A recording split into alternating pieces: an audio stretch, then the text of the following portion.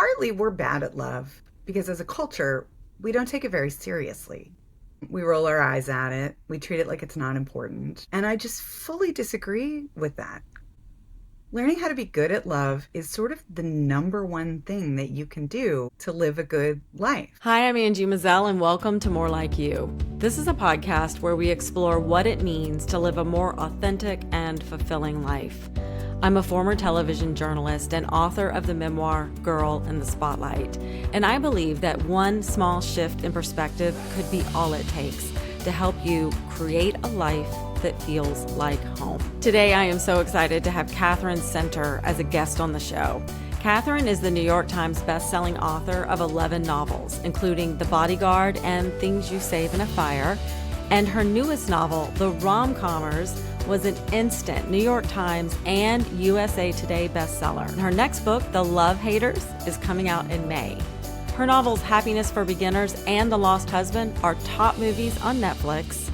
And #1 New York Times bestselling author Jodi Picoult says Katherine Center is the balm we need in the world right now. And I 100% agree. And after listening to today's episode, I have a feeling that you will too. Katherine, it is so good to have you here. Thank you so much for your time. So I just want to get right into it. I've heard this story before. I wonder if it ever gets old for you, but tell everybody your very first novel that you ever wrote. Yeah, well, I never get tired of telling that story. So I wrote my first novel when I was in the 6th grade, and it was fan fiction about the 1980s boy band Duran Duran. Yes. And I was super, super dorky in the 6th grade and super, super miserable and overly self-conscious, and just really hard on myself at that age too. And somehow my two best friends and I got this idea that we should write novels about Duran Duran and we should cast ourselves as the main characters in the novels and we should basically write romance novels. I mean, we didn't think of it that way, but yeah.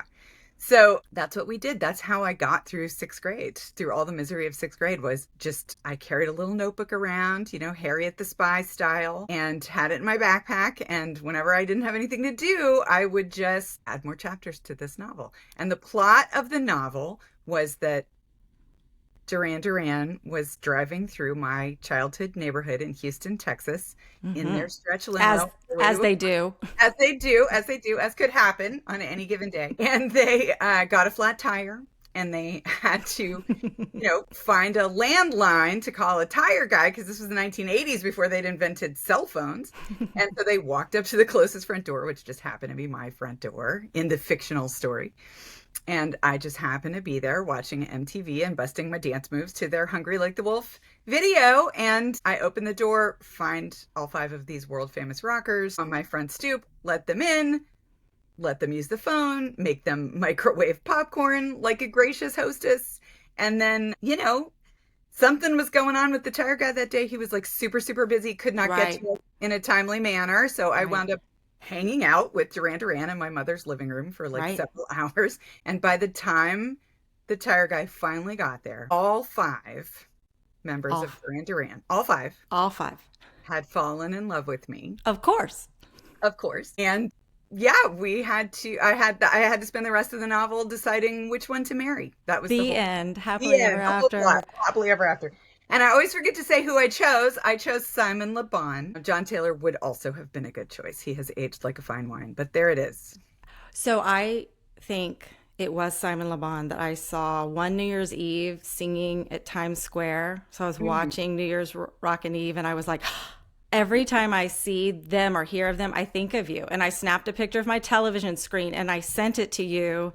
And I mean, I'm sure you get a million messages, but you did respond. I was like, it's just stuck in my head. The story never gets old. It's a fantastic story. It doesn't get old for me. Well, and I think it's really interesting in those early stories of how writers become writers. I have a Harriet the Spy story, like reading that story. And I remember how it inspired my best friend and I to walk around with our notebooks and we gave ourselves names. I was Veronica Bates and she was Victoria Brewington. And I don't know how long it went on, but it was just the idea of having our notebooks and we were writing what we were observing. So even then, did you know I want to be a novelist when I grow up. Yes, I did actually. I mean, because that was the moment, right, when I first sort of tasted the very sweet nectar of fiction, right? Mm-hmm. And how life-changing it can be. Because like Mm-hmm. we wrote those stories and we weren't crazy. We knew that they weren't real, right? I knew that that wasn't really happening. I knew that Durandar was not really in love with me. But at the same time, whenever I would go into that fictional world Mm-hmm. and write about these characters, one of which was me, it was incredibly comforting, right? And like soul nourishing, because I was at this point in my life where I was so mean to myself all the time, right? I just Mm-hmm. picked on myself. I just like all day it was just making lists of my, personal flaws and areas for self-improvement. Wow. And, I was hard on myself in that way that girls become hard on themselves. In middle school, you start to realize that the world is looking at you and judging you, and you can't just be the goofy little kid that you always were. And I needed some encouragement, and I needed some hope, and I needed some sense that things were going to get better, that I had something to look forward to. And that's what those stories turned into for me. We would write all week, and then we would get together on the weekends and have these sleepovers, and everybody would put on their PJs and we'd pile into somebody's bed and we'd open up these, spiral notebooks, and we would read our novels to each other out loud in installments. And it was I looked forward to the sleepovers and to sharing the novel that I was writing, but I also looked forward to what was going to happen next in the fictional world that I was creating. So it was incredibly nourishing in this really profound way, like on this cellular level. And that I never, like, I'm still kind of doing the same thing. I mean, I'm not still writing about Duran Duran, but I'm still trying to wield the magic of stories in the same way all these decades later. And you just helped me make a connection about how inspiring you are to others, even about your own creative process. Writers like to talk about how hard it is to write, and they like having written, but not actually writing. But you're like, no. And I can see now how at a young age, through writing, you learned how to be good to yourself. Yeah, So I can tell you're taking that into your creative process, and it's the energy you're giving on Instagram. And even when you're sharing insights into your creative process, I don't think I ever really put it together like that, but that must have been it. that's exactly what it is. I mean, that's right, because stories, and love stories in particular, but lots of stories, have always been a way for me to connect myself back to joy, right? And Mm-hmm. I don't think I've ever even phrased it like that until this Mm-hmm. moment. But like I was just thinking over the holidays about how when I was a kid, my dad, who really, really loved the opera, Mm-hmm. always used to take me to the opera and the symphony and the ballet. He really loved all these things. And I did not love any of those things as a child. And so I would just get trapped, in these dark theaters for many hours with my dad on these, he thought they were cultural experiences.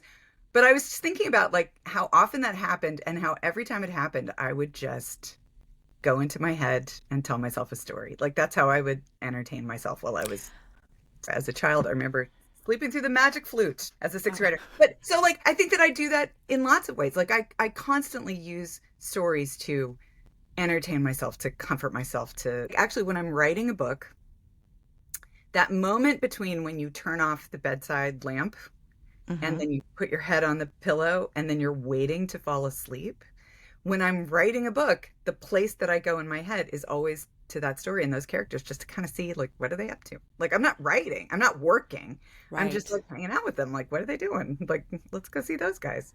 So yeah, for me it's always play, it's fun, it's joy. I see that you brought up a thing that I have like a beef with, because I hear this get said a lot. I heard it Mm-hmm. on two podcasts in a row one time. People saying, when I hear people say they enjoy the act of writing, I think to myself, they must not be very good writers.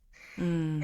And as a person who really enjoys the process of writing and like takes a Mm-hmm. lot of nourishment and pleasure and fun and play and excitement out of it, I always like that kind of gets my back up, because I'm just like, hey, Right. writing can be hard if you don't write all the time, right? Writing can be Yeah. hard in the same way that playing piano is hard if you haven't spent your whole life playing piano, right? Like I've been writing since sixth grade, actively, memorizing song lyrics and poems and studying other people's stories and copying things down and taking notes on what people write and, just practicing since the age of 12. It's been many decades since that happened. And I'm now at a point in my life where like I feel like I'm the Yo-Yo Ma of rom-com writers. Like, you don't like Mm-hmm. when you see Yo-Yo Ma play the cello, you're not like, oh, that guy's struggling. Like he's really working hard. He's not working hard. He's over the hump and he's at the point where his whole life of studying how to be good at doing that thing Mm-hmm. allows him to just kind of go into this very blissful state when he's doing the thing. And I think I'm kind of the same way with writing. It's fun for me. It is. I mean, it's not that you don't have to sustain your concentration. There's all Mm-hmm. sorts of things you have to do to focus, but it's really a joyful process. And that's, there are a lot of reasons for that. I could teach a whole class on it. I wish you would. And I wish you would put it online. So, I think we're all really hard on ourselves, yeah. right? In all kinds of ways. And I think part of being a person who does a creative thing for a living, or maybe a person who does anything for a living, Mm-hmm. is to kind of master the art of self-encouragement, Mm-hmm. right? To notice. I mean, this might actually be the whole trick to life, in fact, Mm. in general, is to notice when you're getting things right in Mm-hmm. life and to just appreciate it, like enjoy it, like savor it, like be like, oh, I got that right, like, oh, I wrote that line and it was funny, right? Yeah. Or I recognized that teachable moment with my kid and I nailed it, right? Like, Yeah. or I got the dishes done, before midnight, like whatever it is that you need to feel good about, just let yourself feel good about it and notice Yeah. it. I notice when I'm doing something that makes me feel like myself. And writing is one of those things. I write as a way to encourage myself in my own life. But what I've realized is even for the things that make me feel like myself, sometimes it's getting into it, getting started, getting going. So I have to remember, wait, this is actually good for you and it will bring you joy. It seems like you really understand your process more than maybe some people just don't really understand their process. Yeah, I mean, I agree with you. I do understand my process because I've been at this for a long, long time, right? I'm like the Mm-hmm. great grandma of rom-coms at this point. Mm-hmm. Yeah. And but also I understand what my purpose is. Like I Mm. understand why I'm here. And I had many decades to figure that out because, and I've thought about this a lot in the past couple of years. I'm sort of like the opposite of an overnight sensation, Mm-hmm. It took me a very, very, very long time to get to the point where I even had any confidence that I would get another book contract. It just took a really long, it was, look, my career has been a slow burn. I mean, it's a good thing that slow burns are the Mm-hmm. best kind of burns because it's just taken a really long time to sort of find the people who were going to like the very particular thing that I do. And whenever you're doing any kind of creative or audience based thing, you're only ever kind of as good as the audience thinks you are, right? So Mm-hmm. if you're a stand-up comedian and you tell a joke and nobody laughs at it, it actually might not be funny. Like you don't know, right? Mm-hmm. And the ground is always kind of shifting under your feet. It's not like you get tenure and then you're done and then there you are. There's your life. Right. Like you can relax, right? Right. It's a job where you're just constantly having to find some kind of security. And what I decided over many, many years of, you know, surprise blessings happening, but also lots of disappointments and opportunities for personal growth, just a very, very slow build. Um, the thing I decided to double down on was gratitude. I was going to be thankful to be there. I was going to be thankful that I got to write stories at all. Mm-hmm. And that was going to be the thing that was going to keep me from losing my way, in Yeah. all the storms of everything. And I think that was like a conscious decision that I made in like 2010 when things were not going the way I wanted them to, when, it looked like I might not get another book contract, when I was really sort of feeling panicked about my career. I was like, I can't change the world. I can't tell everybody else what to do. I can't, make everybody and their dog buy my book. All I can do is be grateful to be here and just keep trying to get better. And so that's what I did. And the great thing about making that choice all those years ago was that it slowly taught me who I am and what I'm doing and why I'm doing it, right? I know that I am writing stories for a very particular reason, and it is a very joyful reason. And it's because I want to help other people feel better. I want to make us all laugh and swoon and feel hopeful and feel excited about the future and feel grateful for our blessings. And that's what these stories are for. And they're for everybody else, but they're also for me. Like the side benefit of it all is that I'm kind of the first reader of all these stories, and they do the same thing for me. So when I'm writing about forgiveness, I get to learn about forgiveness. I've got my new book that comes out in May is called The Love Haters, and the main character goes on a kind of an enemies to lovers journey with her own body. She's like mean to herself and hard on herself about her body, and she kind of goes through a process of learning to be kinder and more appreciative towards herself. And that was very healing for me to write. And I'm now like seeing early reviews on Goodreads that it's been healing for people to read too. So like that, it's just all kinds of goodness. But I'm just here to make things better for all of us. That's what I'm trying to do. Well, you absolutely are. I find it so interesting that you were saying 2010 was a time where you were struggling, because that is around the time I found you. The novel Everyone is Beautiful. Had a toddler and a new baby, and I'd found you on the beautiful internet through blogging and commenting and things like that. But that particular novel found me at exactly the right time. So in that novel, you're writing about a young mother. That character has moved or is moving, in the process of moving, Lainey, right? Wow, yes. I really love the book. It's on my shelf back there. I took the cover off, but I think do you see where my finger is, the green? Ew. I think that's Everyone is Beautiful. I think that is it. Wow, that was good. But because I do like memoir and true story, I had never been pulled into a novel like that and connected with a fictional character that felt so real.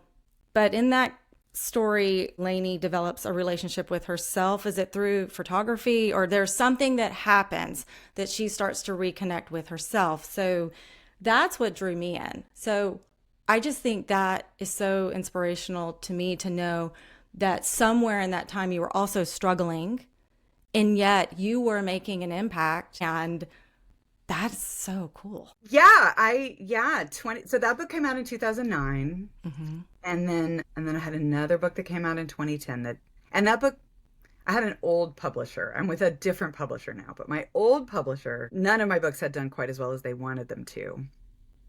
And in 2010, I had another book that came out and it did not do very well. And I mean, my mom read it, a few people read it. My neighbors read it, but it was not. Wait, was it Get Lucky? Yeah. I read it. Can I officially be the star of your fan club? There was this thing, and I'm paraphrasing, but there was this feeling from my publisher, like they had kind of decided, like I'd had my shot, and I really wasn't going to amount to anything, and everybody should move on. And so the last book that I wrote with them was actually a book called The Lost Husband. And when I wrote The Lost Husband, I thought it might actually be the last novel that I ever got to write, because I could just feel interest and support from the publishing house just slipping away, and then things turned around in a lovely little twist. I wound up leaving that publishing house, going to the publishing house I'm now at, which is St. Martin's, which is part of Macmillan. And they loved me and decided to do everything they could to like help and put things out there. And, I got this fantastic editor, Jen Enderlin, who kind of rescued my career. She read this book that I wrote called How to Walk Away.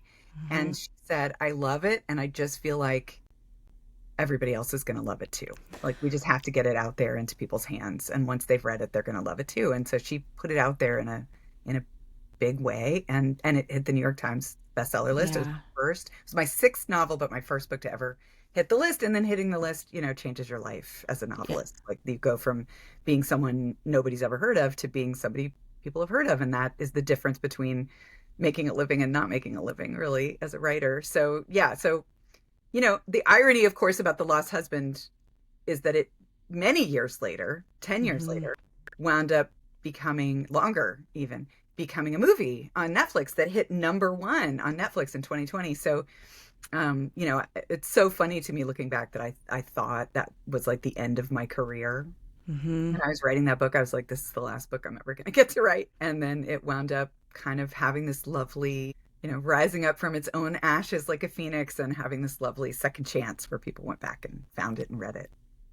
When did you decide or discover that I write rom-com. Mm. Like that's my thing. Mm-hmm. Because Everyone is Beautiful wasn't quite like that. It was more of a woman's story. And I'm sure there was like a love component, but there seemed to be a very noticeable shift. So I went to Vassar College, Mm-hmm. which is a very literary place. A lot of very famous writers went to Vassar College, and I won the Vassar College Fiction Prize in college. And so, that was part of my sense of myself as possibly a somewhat literary writer. And then I Mm-hmm. went to grad school and I got a master's in fiction writing at a very literary program. There was nobody writing rom-coms in any of these programs. Actually, books weren't even rom-coms. That was only a movie category back in the day Right? when I was in grad school. And so but I knew that I loved love stories, but I thought of love stories as like movies, right? Or like entertainment. And I thought Mm-hmm. of books as, you know, something you did in graduate school. I don't know. I thought of books as work, maybe, or I thought of books as poetry, but I did not think that novels were supposed to be entertaining in the same way that Mm-hmm. movies were. And so the way that I sort of navigated that early on was that I wrote what we called women's fiction with strong romantic elements. Women's fiction is basically kind of on the more literary side, but then I would always put in a strong love story with it. That was how I started out. But gradually, over time, I went through this very beautiful and very inspiring process of literary desnobification, where I kind of started out with a lot of inherited attitudes about the cultural value of love stories that I had never really questioned, right? I mean, I think we all are a little snooty about love stories, whether we mean to be or not. And I had to rethink a lot of that because what happened to me was that the year I turned 40, Mm-hmm. my agent sent me a romance novel that was one of her other clients. She sent it to me as a gift. And I was very snooty about it. It had one of those like bodice whipping looking covers, right? It's Right. like a grocery store novel. But I thought, well, I don't want to be rude. So I'll just take a look at it. I was going to open up and read the first chapter. And then I opened up, read the first chapter. And then two Mm-hmm. hours later, I was in the car driving to Barnes and Noble to go get another one. Like it Mm-hmm. was the most fun I'd ever had reading. I totally loved everything about it. I felt like a person who had spent her entire life eating boneless, skinless chicken breast. And I had just discovered chocolate cake. It was this total awakening for me Mm-hmm. about what love stories can do to you and how much fun they can be for you and how nourishing they can be. Mm-hmm. And that year, by coincidence, the year I turned 40, my gift to myself was that I wasn't going to read anything that I felt like I ought to read. I wasn't going to Mm-hmm. read anything just because everybody else was reading it. I was Mm-hmm. only going to read the books that I really felt like reading, the books that were calling to me in some way. Okay. And so I spent that entire year reading nothing but historical romance. That's all I read for a year. And actually, probably 2 or 3 years. I didn't want to read anything else. I just wanted to read this. Like I felt like I'd done enough Kafka and Camus. Like I'd done enough of that. I just did not need to do any more literary fiction that year. I dove headfirst into romance novels and I had the time of my life. And that was a life changing thing for me because I really spent a lot of time trying to figure out like what's happening. Like, what are these stories doing to me? Like, where is this magic coming from? Why am I having so much fun? Why is this so glorious? Right. And through becoming like a real and very dedicated romance reader, like really committing to that, I was able to kind of let go of a lot of these sort of sad prejudices about the genre that had kind of held me back from kind of doing the thing that I really loved. Because love stories from the get go have been the thing that I really loved, but I was kind of holding back. And, I wish I could just liberate every woman in America to love stories and man too, men are welcome, jump in, because I have read so many reviews on Goodreads. Like I do read the reviews of my books. I sort them by 5 stars, but I do read them. And, you can see in people's writing when they're having trouble giving themselves permission to love stories. So I've really done a lot of thinking about why that is and why we won't give ourselves that permission to have that kind of fun. I think there are a lot of reasons for it. But one of my sort of missions now as a fully formed adult is to give other people permission to commit to and enjoy and feast on all of the wonderful, nourishing, uplifting, joyful, hopeful, pro-social joys of reading love stories. Like they're just so good for you. They're so good for you. Well, you absolutely changed the way I thought about them. These were my thoughts about it, and I'm thinking about it in real time. They're predictable. Like, you know how it's going to end. And I'm not really in that demo anymore. You know, I've been married to my husband for almost 25 years. I've got 3 kids. I mean, I'm not running off and, you know, falling in love with somebody new. This is maybe for young people. But some of my favorite movies are rom-coms. When Harry Met Sally, I mean, kind of on and on and on and on it goes. But when the rom-commers came out, I love this cover. So cute. Yeah, this is your Catherine's current book if you're looking at the video, if you're seeing this on YouTube. You started talking on Instagram about the fact that they're predictable is the point. Like, if they don't end up together, then the book failed. So it isn't about the fact they get together at the end. It's about how they get from that initial attraction to getting over all of their stuff and the things that make them quote unquote bad at love and get better at love. And then when I saw you in Columbia, you came to Columbia this summer when the rom-commers came out, and it was so great to hear you talk about this in person. This is how I remember it. I don't know if this is exactly how you said it, but you said rom-coms are about people who are bad at love learning to get better at love. And I was like, oh. So then I became a different person. So over the holidays, I watched every rom-com I could find. I had such a great holiday season. It was such a comfort for me because this was the first Christmas without my mom.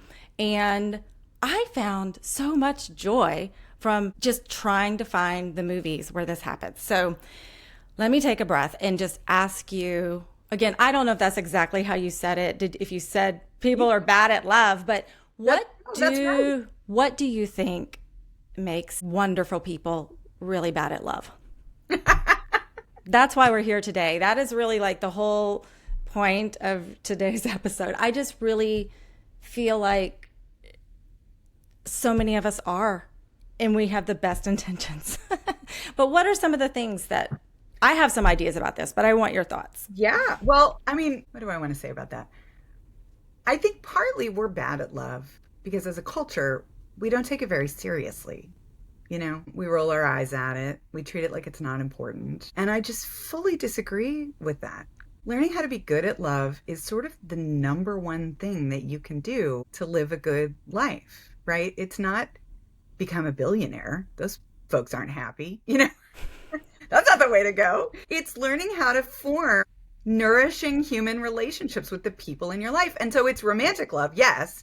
And that's always the backbone of any story that I write because it's the most intense, right? And so when you're writing something dramatic, like a story or a movie or a play, you have to go with the most dramatic thing because that's going to be the most compelling for the audience. So yeah, backbone of my stories is always a romantic love.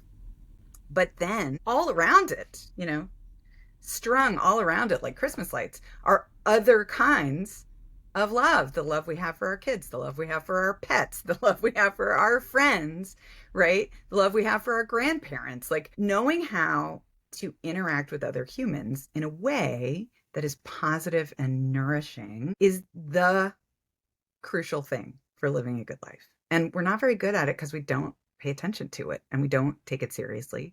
I mean, even just romantic love. I mean, if you think about it as a woman, if you get married and you have kids with somebody who turns out to not be a good person in your life, you're never getting away from that person. I mean, my parents got divorced in 1985. They had 3 daughters. They have seen each other at every graduation, every wedding, every, you know, grandchild birth for every decade since then, right? Like you make these decisions about who you're going to form your family with and who you're going to build your world with and around. And those decisions make your world. The people you fill up your life with are your life, right?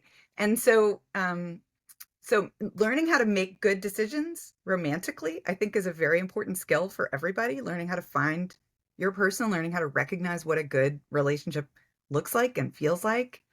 That's really, really crucial when you're younger to making your decisions, right? Making good decisions that will like determine many threads through the rest of your life.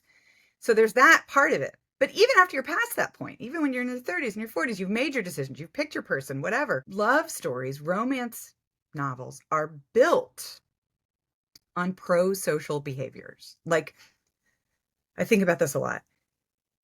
Love stories are about people getting better at love in real time. They start out bad at love, and over the course of the novel, they get good at love. And they're not going to get their happy ending unless they can learn all the lessons they need to learn to get there, right?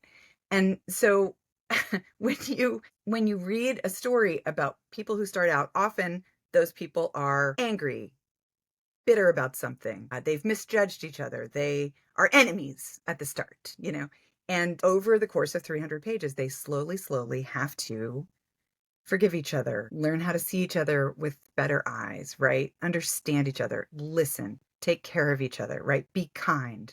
So all of the personality traits and skills that are driving a love story forward are things called pro-social behaviors. It's doing things in the world that are good for you and the people around you. The same cannot be said of serial killer stories, right? Like, if you're reading thrillers and murder and stories about people betraying each other and doing horrible things, if you're reading stories about the dark underbelly of society, that may have some benefits. I'm not sure what they are, but it's not this, right? Right. Those stories are not helping us become better people, right? So I like to read stories where the characters learn how to be better people in real time, because we learn by watching and we get to become better people going through that story. If the writer's doing their job, and if the story is immersive, and if we believe it, and if we feel like we're in it, and if we're empathizing with the characters, and if we even are stepping into the shoes, like crawling into the skin of those characters, and like not just watching them from across the room, but like becoming them, right? Mm-hmm. And wanting what they want, feeling their feelings, tearing up when they feel sad, having our hearts thump when they're frightened, right? When they fall in love, we fall in love too. Like all of that stuff, when we're kind of having this mirror neuron experience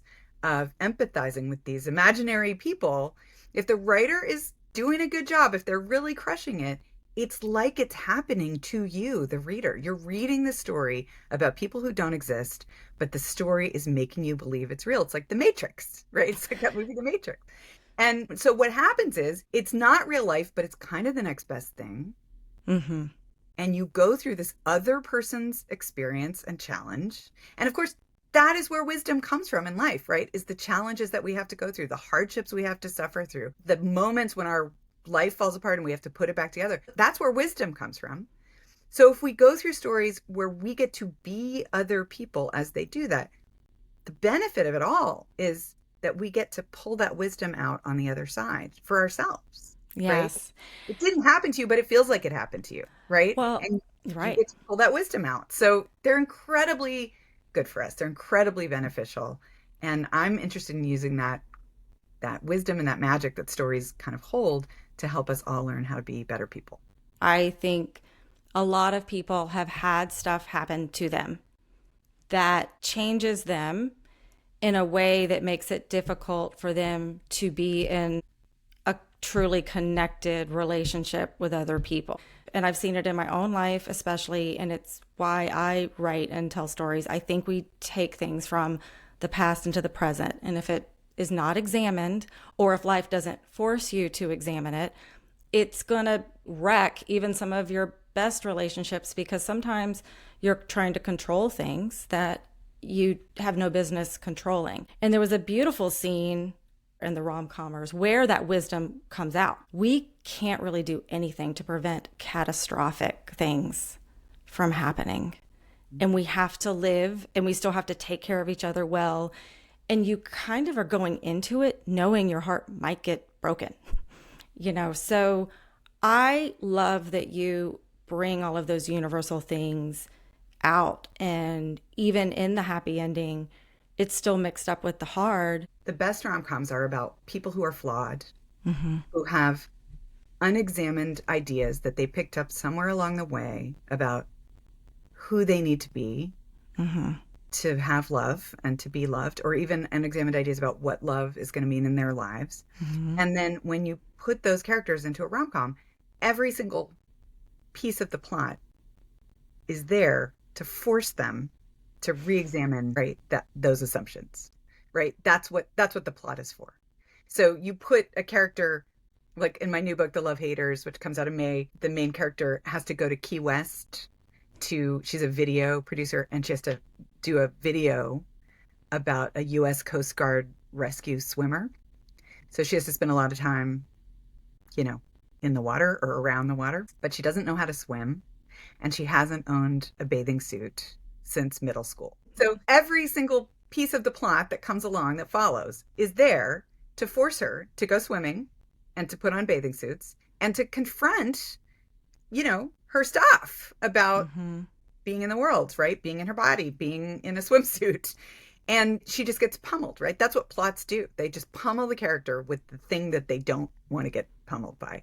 But over the course of the story, it forces that person reluctantly, sometimes kicking and screaming, to be brave, right? And to rethink it and to reconceptualize what really matters and who they are in the world. So yes, that's what rom-coms are for. That is part of their very nourishing special magic, is that they take people who don't believe in love, or people who think that the only way to be safe in the world is to be completely closed off, or whatever their mistaken assumption is, and they force them to re-examine this mistaken idea. And it's so fun to watch. And it's so fun to be there for that transformation, right? And when you step into the skin of that character, you get to have that transformation too. So it's healing for you in addition to being healing for the main character, which is why I think love stories are uniquely, particularly nourishing. Yes. This is a big question, but how do you think we get better at love? I wrote it down earlier and I was like, this is a big question. Yeah, no, I love that question. I think about that question all the time. How do we get better at love? I think that I did not start out great at love in the beginning. My parents were divorced when I was 13, and they were not having like the most fun before that happened. And my sort of vision for what it meant to be married was not particularly compelling. And then when I was 22, I met this goofy, sweet boy who, within 2 weeks of meeting me, was like, "We're going to get married." And he was the funniest person I've ever met and the nicest person I've ever met. And, at the time when we'd known each other for 2 weeks and he was like, "We're going to wind up getting married. I know this is going to happen." I was like, I don't have the highest opinion of marriage. Like, my sense of it is not great. And he was like, "I'm going to talk you into it." And I was like, "All right, knock yourself out, buddy. Let's see what happens. Good luck." And he did wind up talking me into it. And I did wind up marrying that guy. And we are still happy together and just like possibly having the best time ever. And I thank my lucky stars every day that he picked me, because he is really, really good at love. And I'm also constantly studying him like a specimen, because it's so fascinating to me. I'm like, how do you do that, right? And I've spent all these years just kind of trying to figure out, like, what is the magic that he is like wielding? He's a volunteer firefighter, and he's a middle school teacher. And I just feel like everybody who's lucky enough to spend any time with him just kind of starts to blossom under his sunshine. He's really, really good at seeing whatever it is about you that's awesome and making you aware of that thing, like kind of reflecting it back to you in this way. And there's something really nourishing about that. And I have many, many theories about how to get better at love, but I think I have gotten much better at love from spending all this time with him. And I kind of think the number one thing, and this is in the rom-commers. No. The number one thing, I think, there are many things you can do to be good at love, but I think the number one thing is to pay attention to what's great about the people you love in your life. It's so easy to criticize people and to be frustrated with them for whatever it is about them. But what my husband is really great at is seeing what's awesome about you. Like, whatever it is that you bring to the table, he sees it and he is grateful for it. And kind of laughing the rest off. He married me, and I'm a goofball and I have no executive functioning. And I'm like, I mean, well, I have a good heart, but I frequently forget to make dinner, like that's kind of like we have this, he doesn't really like to cook. So our agreement is that I make dinner and then he does the dishes. That's kind of our, how we divide up the chores. And, I will frequently. That must be a creative person thing. That's our setup too. And I am sometimes like, oh, it's that time again. Yeah. Oh Oops. my God. Again? Like, didn't we just do that Again? today? But I'll like get in the bubble bath and start reading some fantastic book. And all of a sudden it's like 6 o'clock and he'll just kind of look at me and be like, takeout. And I'll be like, yeah, let's do takeout. Perfect. Sounds Great idea. So, but he doesn't get mad about it, right? It's just me. I'm just the goofball that he married. And, he kind of takes it in stride.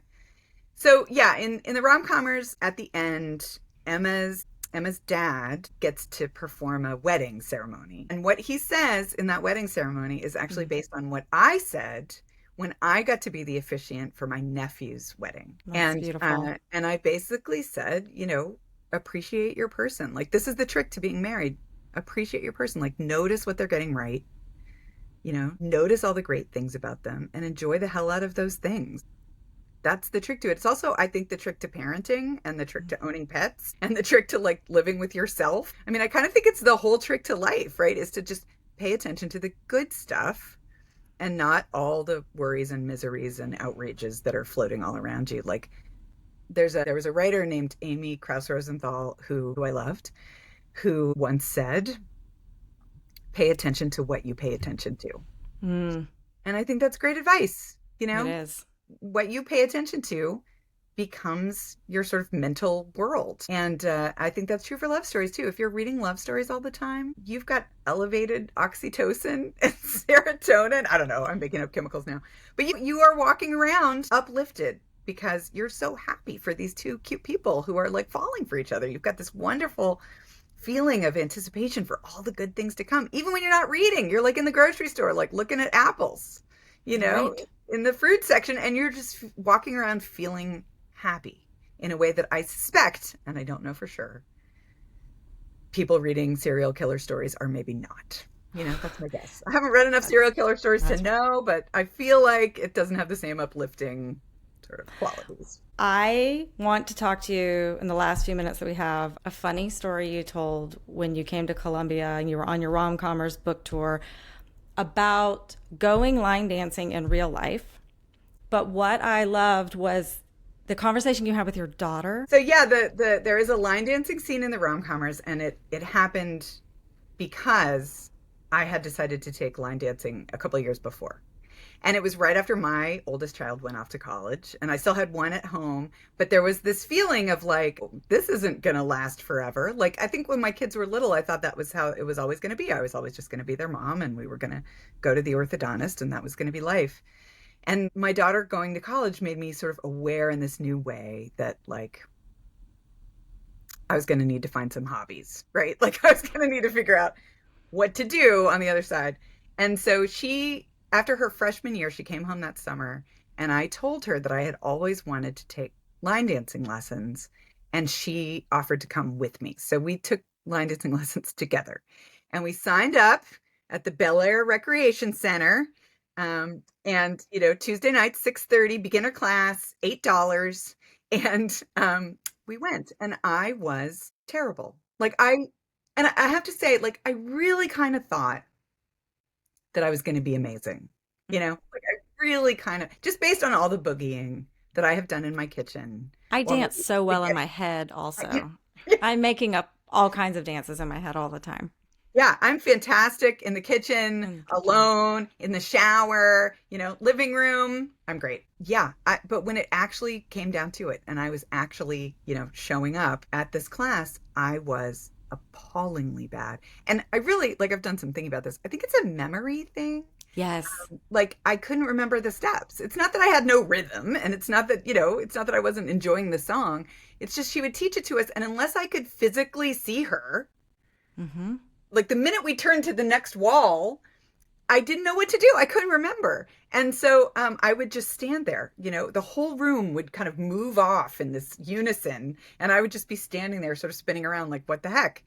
And I found it just crushingly humiliating.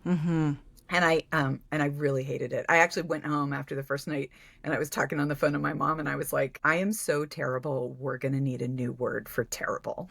Right. That was my description of me in the class. And that line actually But wound up. it's in the book. I So love it.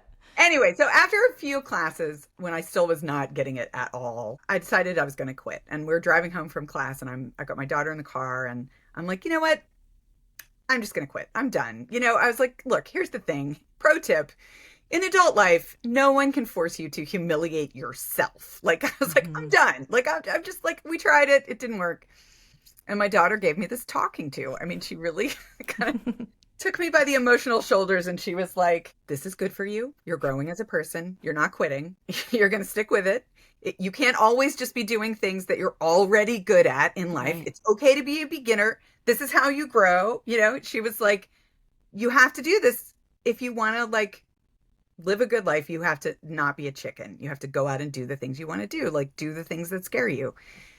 And so I had to keep going. And I will say I am still going. I go every Tuesday to the Bel Air Recreation Center. Good to for Blend. you. I do. Good for you for sticking with it, because did it start to get easier? Yes, I will say that's the happy ending. So it's been 2.5 years, I think. And only recently has it gotten easier. Like I can keep up now. I can do it. Like if we're doing a hard one, I'm not going to win any prizes. All right, let's just say that. But I am at the point now where she can teach us a basic sort of 32 count dance and I can remember it. So yeah, it only took 2 years. But I felt like I had to grow new neurons, right? For like Right. that specific. And that has to be good too for us to continue to be growing those neurons. Yes. It's been really fun, actually. I'm so glad that I did it. But yeah, that whole scene in the rom-comers came right out of the deep human humiliation that I experienced trying to do line dancing. Final question. I know you believe in happy endings. What does a happy ending mean to? Oh, that's a great question. There is a quote that I'm going to get wrong from the rom-comers. I think it's in the rom-comers, where she says, poor happy endings, they're so aggressively misunderstood. People talk about happy endings like they're trying to trick us into thinking that nothing bad ever happened to anyone ever again. And then I think it's Emma who says, but that's never the way I read those words. I read them as, and they made a life together and they looked after each other and, they kind of made every hard thing better by being sweet to each other. Now I'm just making stuff up. That's not the quote. But I think happy endings are about looking after the people you love, right? Being kind to each other and making things better. It's not that getting a happy ending doesn't mean that nothing bad is ever going to happen to you. Again, life is chock full of tragedies, guaranteed, right?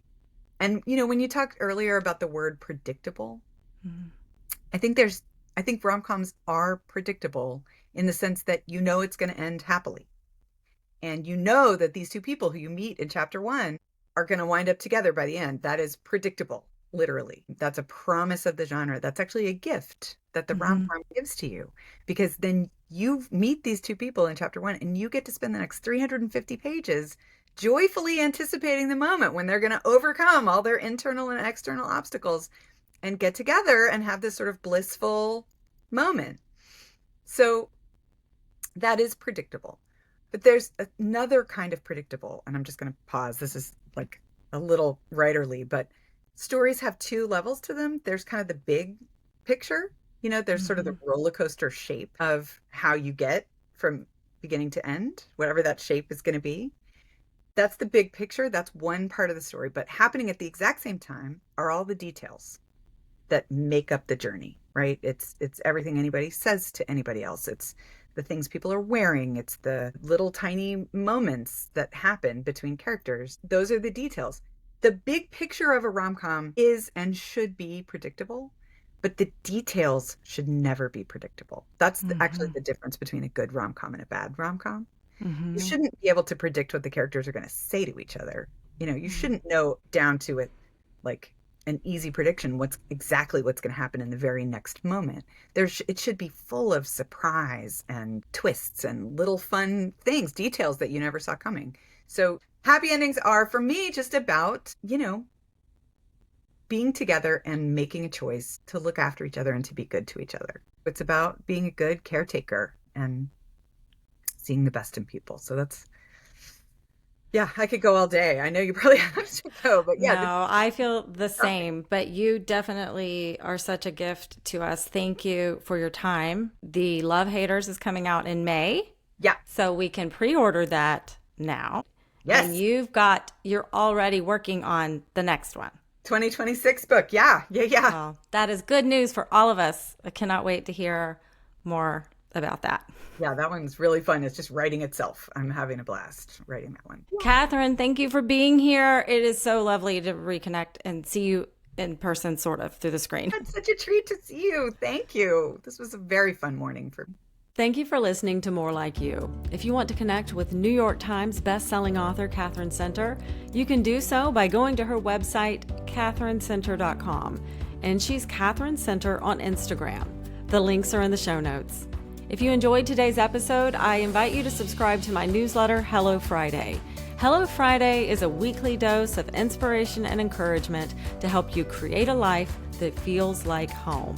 Subscribe to Hello Friday on my website, angiemazel.com. Thank you for listening to More Like You. I'll see you back here next week.